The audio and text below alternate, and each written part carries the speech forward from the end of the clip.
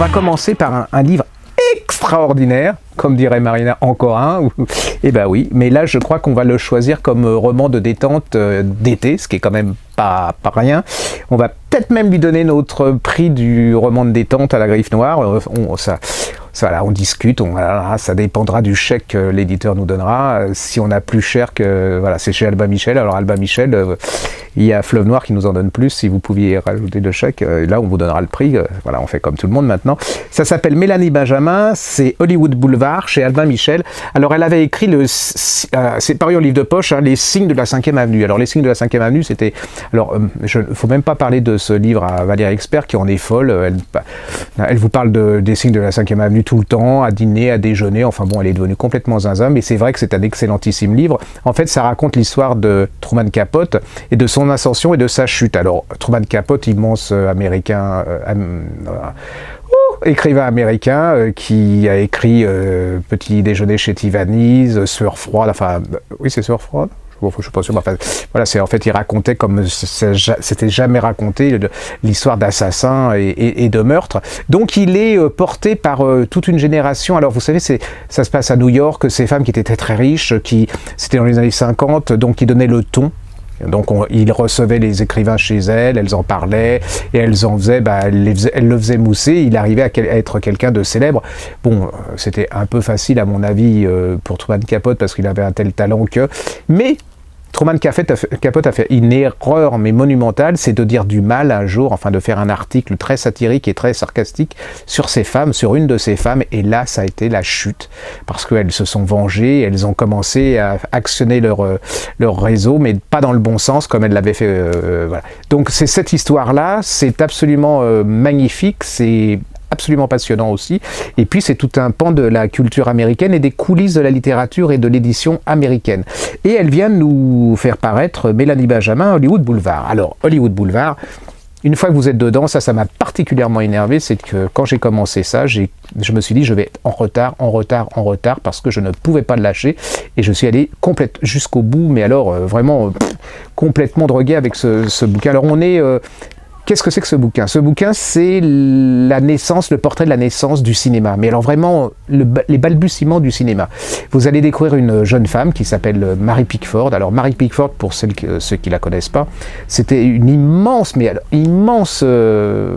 actrice de cinéma américaine qui a été la première grande star. On l'appelait la petite fille de l'Amérique, avec ses petites boucles blonde et tout. D'où elle vient? Eh bien, elle était la fille... non, en fait, oui. Elle était une orpheline d'origine irlandaise qui vivait au Canada. Elle avait un frère et une sœur, je pense, et sa mère, son père l'avait abandonnée ou orpheline. Je ne sais pas s'il était mort, je me souviens plus très bien, mais enfin, elle était toute seule et c'est elle qui devait amener l'argent, qui faisait vivre la famille. Et pour ça, elle était comédienne de théâtre. Alors, elle faisait tous les jeune, toute petite gamine, et elle a fait tous les théâtres possibles et inimaginables, de campagne, de ville, les trucs pourris et tout. Et puis il y a un moment, je crois que c'est en 1909, sa mère lui dit, écoute, elle lui fait une chose absolument abominable, atroce, incroyable.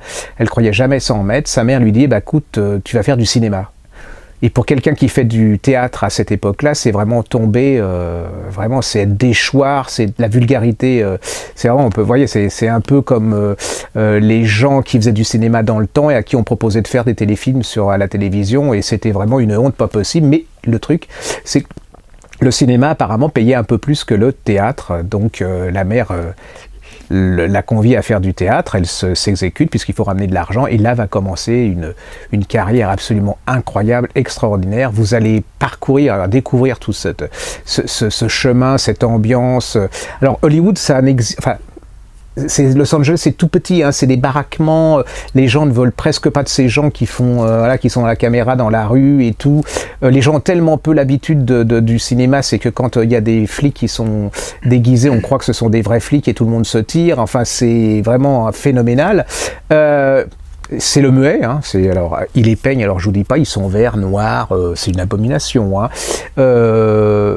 Au bout de quelques temps, ça commence à prendre, et là, parallèlement, arrive une jeune femme qui existait aussi, qui s'appelle Frances Marion, le contraire, qui va devenir une des plus grandes scénaristes américaines, mais immense scénariste américaine qui a fait les scénarios de films cultes. Alors cette jeune femme, elle est plutôt aisée, elle s'est mariée déjà 3 fois, elle fait du dessin pour la publicité, hein, donc mais ça la gonfle un peu, elle sent que c'est pas ça, que ses maris c'est pas ça non plus, et puis elle décide elle est un peu fascinée par le cinéma aussi, par ces gens qui font des choses absolument extraordinaires. Elle se dit que c'est là qu'il se passe quelque chose, que c'est l'aventure, que je vais pas m'ennuyer, et elle va elle va rencontrer Mary Pickford. C'est une très très grande rencontre entre les deux, puisque les deux s'entraideront à faire une carrière, une immense carrière. Alors vous allez voir la Pickford du début, c'est-à-dire très timide, introvertie, qui, comme c'est la première star, mais gigantesque, hein, c'est-à-dire que Mary Pickford à l'époque, c'est Brigitte Bardot, plus Sophia Loren, plus, enfin vous voyez, c'est un tout. Elle pouvait pas sortir dehors, rien faire, elle était vraiment poursuivie par tout le monde. Et puis de cette jeune femme, et pourquoi elle va devenir scénariste? Alors premièrement, elle va commencer par faire des dialogues. Et vous savez pourquoi elle va faire des dialogues? Parce que, en fin de compte, les films étaient muets. Mais les gens, à force d'aller voir les films, commencent à lire sur les lèvres. Et ce qu'ils se rendaient compte, c'est que les gens qui faisaient des grandes scènes d'amour, en fait, au lieu de dire « chérie, je t'aime », ils demandaient « tu manges quoi ce soir ?»« Oh, bah, le Roquefort était bon, t'as vu ce connard ?» Enfin, voilà. Et donc, c'était plus possible. Les entreprises de films disaient « il faut faire quelque chose ». Et donc, on lui propose de faire des dialogues que les acteurs apprendront, c'est là que commence le départ, et son métier de scénariste va commencer en partie là. Et puis un jour, ils vont voir un... Putain, je suis hyper cultivé là, c'est incroyable ça. Je vais avoir j'ai mal à la tête. Et donc, moi qui déteste le cinéma, et donc un jour, ils vont voir un film qui s'appelle La naissance d'une nation, de Griffith, qui est un énorme film. C'est-à-dire que normalement, un film à cette époque-là, c'était 2 bobines, 3 bobines, 5 bobines au maximum, parce qu'on considérait que les gens étaient incapables de se concentrer plus de 5 bobines. Et lui, il fait un film de 10 bobines. Je ne sais pas si vous avez imaginé, c'est 2h30 ou 3 heures de cinéma. Elles sont toutes les deux complètement abasourdies. Les gens, le public... trépigne, tac des pieds à la fin du spectacle, enfin du film, ils sont complètement, pour eux c'est quelque chose de complètement novateur, et elle décide de devenir scénariste. Et là commence, voilà, c'est le début de ce roman, et vous allez découvrir la carrière de ces deux personnes, vous allez tout découvrir l'évolution de Hollywood, du cinéma, c'est absolument passionnant, et puis vous allez découvrir les caractères, hein, vous allez voir les hypocrites, et en plus ce qui fascine Mary Pickford, c'est que cette jeune femme, à Hollywood à l'époque, tout le monde voulait être comédienne, star, et elle veut absolument pas du tout être star, elle veut être scénariste, ce qui va faire que elle va prendre sous son aile cette jeune femme un peu et complètement différente, a une personnalité incroyable. Alors la caractéristique aussi, alors ça détend, ça cultive, vous vous rendez compte, je me souviens, Naissance d'une nation, Mary Pickford, tout ça, donc déjà c'est trop top, mais c'est surtout aussi le portrait de 2 femmes qui vont faire leur place dans un monde d'hommes, parce qu'il faut imaginer qu'en fait les femmes c'était des stars, mais à condition qu'elles couchent, enfin ça n'a pas beaucoup changé, voilà, c'était plutôt, vous voyez, du bétail, et puis qu'on utilisait comme ça, et ces femmes, elles vont prendre leur destin en main, et elles vont, et ben voilà, alors est-ce qu'elles vont réussir leur vie, est-ce qu'elles vont pas réussir leur vie, vous le découvrirez dans ce roman. Est-ce que être une star ça rend heureux? Alors, ça c'est le genre de question à la con, du genre, est-ce que l'argent ça rend heureux? Oui, mais enfin, si on n'en a pas, c'est mieux d'en avoir. Donc vous verrez la réponse vous découvrirez un peu la réponse. C'est un immense livre de détente, c'est un immense livre d'histoire, c'est un immense... La psychologie des personnages est fabuleuse. Donc moi, je peux que vous conseiller, mais attention, si vous faites autre chose, vous arrêterez tout. Et puis en plus, dans les dîners, je vous dis pas Naissance d'une nation, Griffith, trop snob, hein, je vais vous dire. Hollywood Boulevard, c'est Mélanie Benjamin, c'est chez Albin Michel, je vous conseille, c'est un des événements de l'année.